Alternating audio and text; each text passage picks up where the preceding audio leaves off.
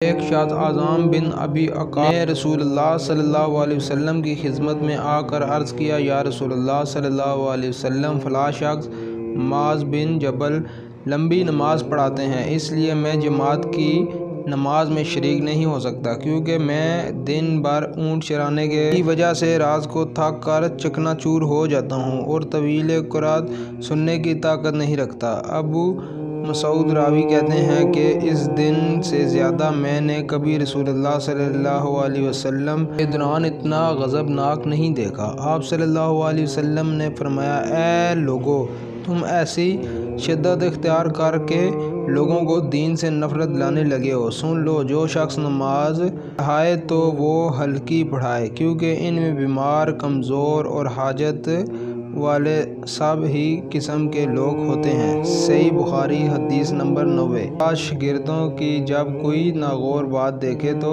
اور تعلیم دیتے وقت ان پر خفا ہو سکتا ہے۔